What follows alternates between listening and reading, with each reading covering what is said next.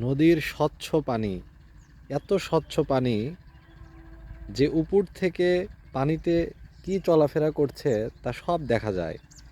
যত জলজ উদ্ভিদ শৈবাল রয়েছে সব কিছুই চোখে পড়ে, এবং যদি একটা মাছও পানির নিচ দিয়ে চলে যায় সেটাও চোখে পড়বে, এতটাই স্বচ্ছ পানি। শীতকালের শান্ত অগভীর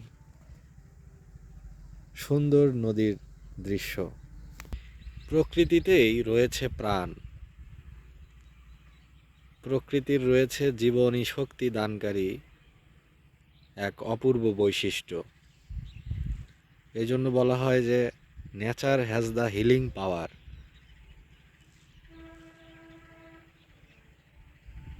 এবং বাংলার রূপে মুগ্ধ হয়নি এমন মানুষের সংখ্যা অনেক কম। সবুজে ঘেরা উর্বর ভূমি বাংলাদেশ ঋতু বৈচিত্র্যের কারণে বিভিন্ন সময়ে হয়ে ওঠে বিভিন্ন রূপের আধার।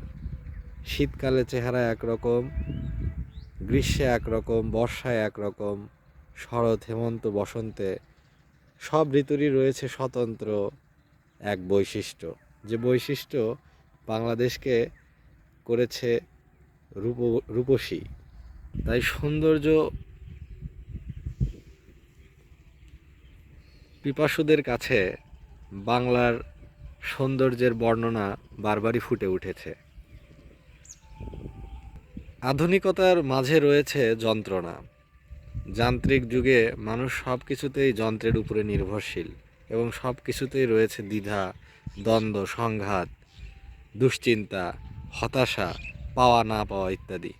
একমাত্রই প্রকৃতি আমাদের শেখায় উদার হতে, এবং প্রকৃতির যে কাঠামো, প্রকৃতির যে নিয়ম মেনে চলে, এই প্রকৃতিকে পর্যবেক্ষণ করা এবং প্রকৃতির যে একটি ছন্দ, জীবনের যে একটি গতি, এটিকে কাছ থেকে দেখা এবং উপলব্ধি করার মাধ্যমে জীবনের যে হতাশা, দুঃখ এবং জীবনবোধ, গভীর চিন্তা দর্শন, এটি বারবারই সমৃদ্ধ হয়, উন্নত হয়।